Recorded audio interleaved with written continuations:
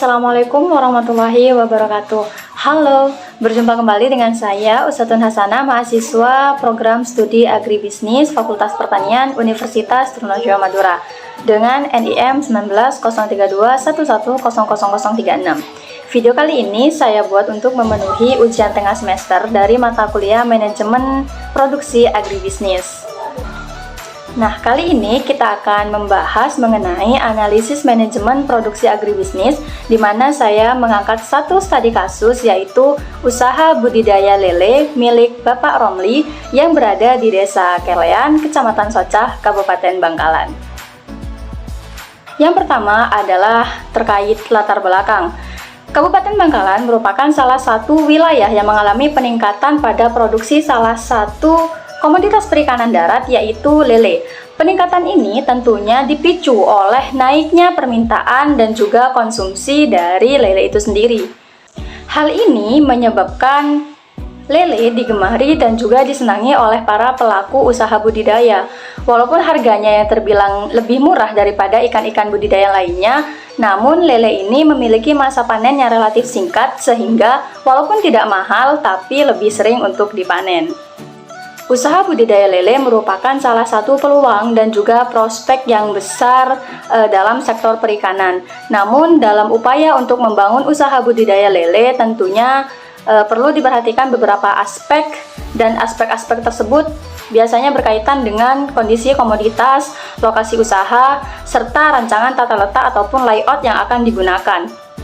Hal ini merupakan urgensi utama yang perlu diperhatikan di awal membangun usaha supaya nantinya usaha memiliki strategi yang tepat, berdaya saing, serta dapat mencapai tujuan usaha secara maksimal.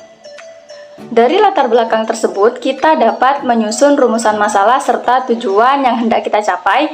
Yang pertama yaitu untuk mengetahui prospek pasar lele khususnya di Bangkalan. Yang kedua adalah mengetahui faktor apa saja yang menjadi pertimbangan dalam pemilihan lokasi usaha budidaya lele, serta mengidentifikasi tata letak yang digunakan dalam usaha budidaya lele.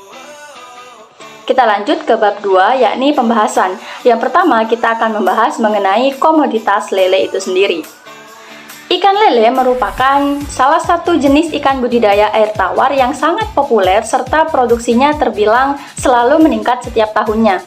Ikan lele banyak diminati karena memang beberapa keunggulan yang dimiliki. Misal, dagingnya ini lunak, lalu tulangnya sedikit, tidak berduri, serta harganya yang relatif murah.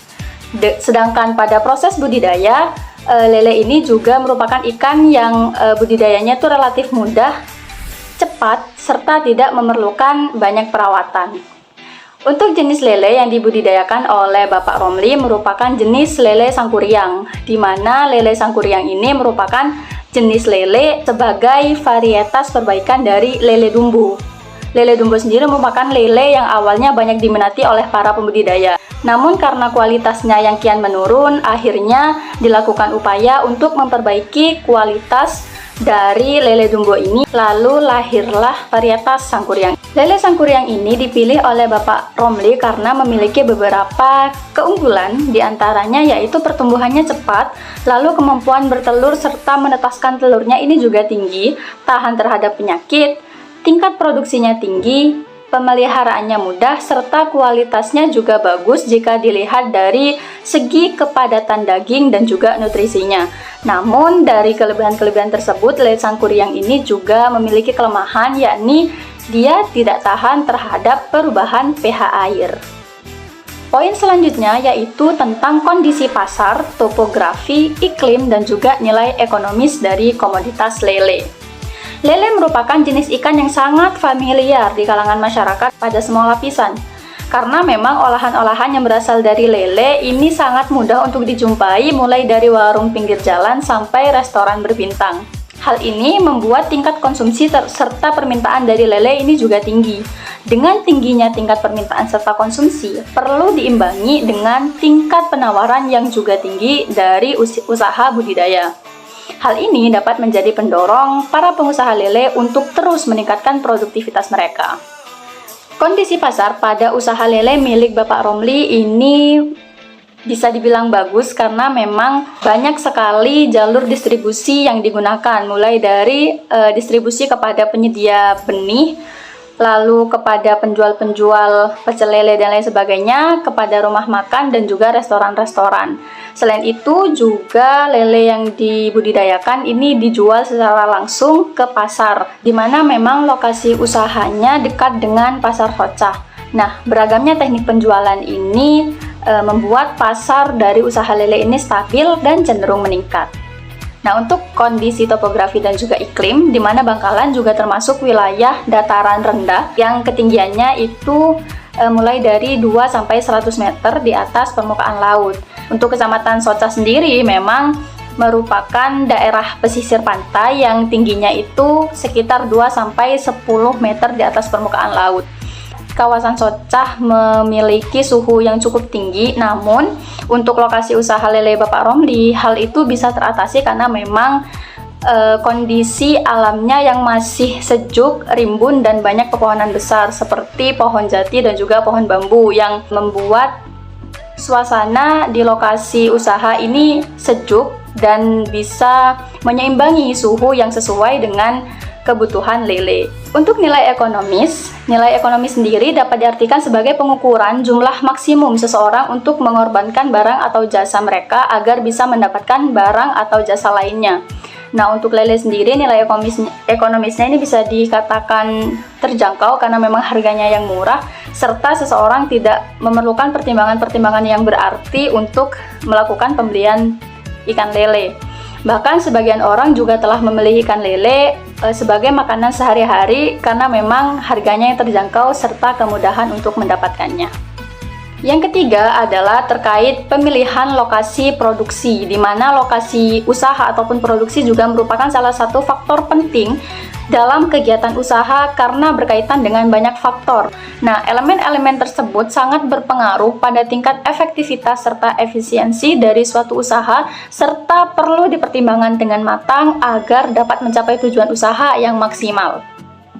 Yang pertama adalah ketersediaan tenaga kerja, di mana tenaga kerja ataupun SDM merupakan salah satu bagian dari faktor produksi yang mempengaruhi berhasil tidaknya suatu produksi. Untuk usaha milik Bapak Romli, ini tenaga kerjanya masih berasal dari tenaga kerja internal, yaitu dari anggota keluarga yang memang berperan aktif untuk mengembangkan usaha. Yang kedua adalah ketersediaan sarana dan prasarana. Dalam budidaya lele, ini ada beberapa hal penting yang harus dicapai, yaitu ketersediaan lahan untuk membangun kolam, kemudahan dalam pemenuhan kebutuhan air, serta kemudahan untuk pembuangan limbah air. Nah, untuk usaha milik Bapak Romli sendiri sudah dapat mencapai aspek-aspek tersebut secara baik dan juga maksimal. Untuk lahan, Bapak Romli ini menggunakan pekarangan di belakang rumahnya sebagai tempat untuk membangun lokasi usaha, dan ini memudahkan Bapak Romli untuk melakukan pengawasan serta pengecekan secara berkala.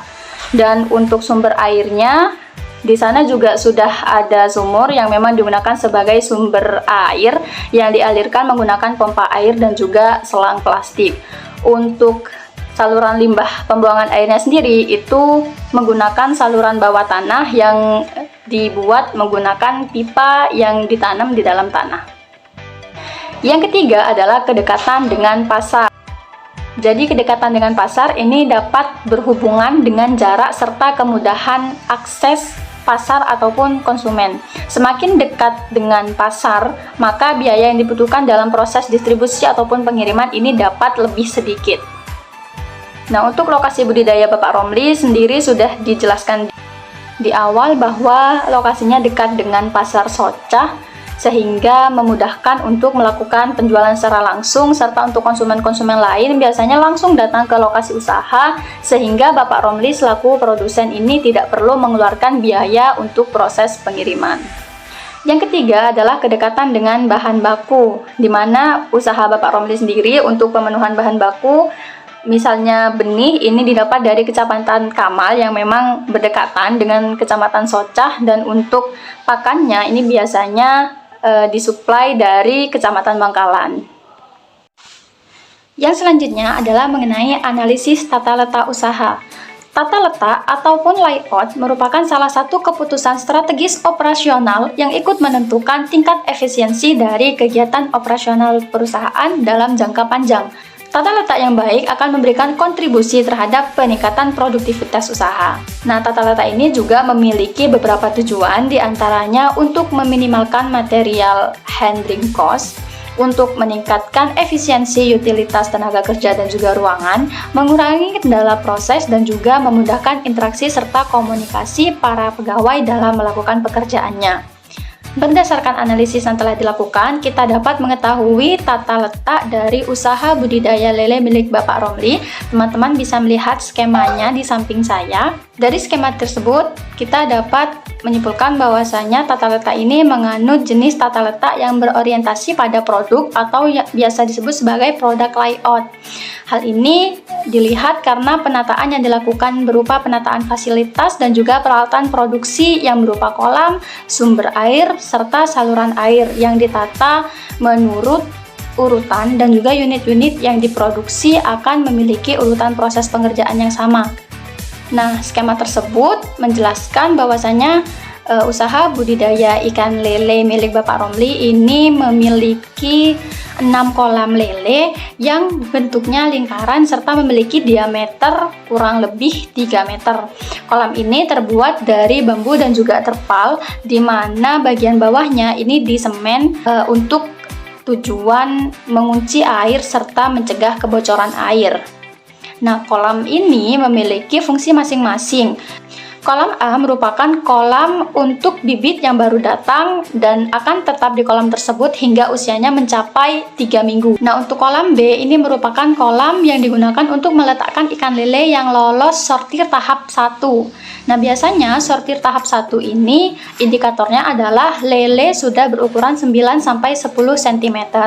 Untuk kolam C ini merupakan kolam untuk lele yang lolos sortir kedua, dan untuk kolam D merupakan kolam untuk lele yang lolos sortir ketiga hingga nantinya bisa dipanen.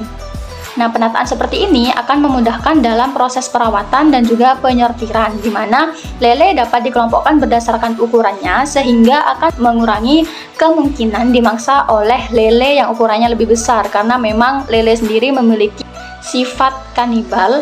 Nah, untuk keuntungan dan juga kelemahan dari tata letak yang digunakan, untuk keuntungannya sendiri, ini biaya variabel per unitnya rendah, pekerjaan dapat dilakukan dengan efektif karena memang dilakukan pengaturan urutan kolam pembesaran dan juga dapat menciptakan siklus kerja yang teratur.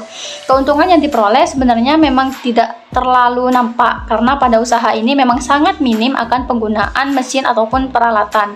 Namun, keuntungan ini akan lebih terasa saat pekerjaan yang dilakukan berkaitan dengan penyortiran dan saat dilakukan pembersihan kolam. Hal ini akan terbantu karena adanya perancangan tata letak ini.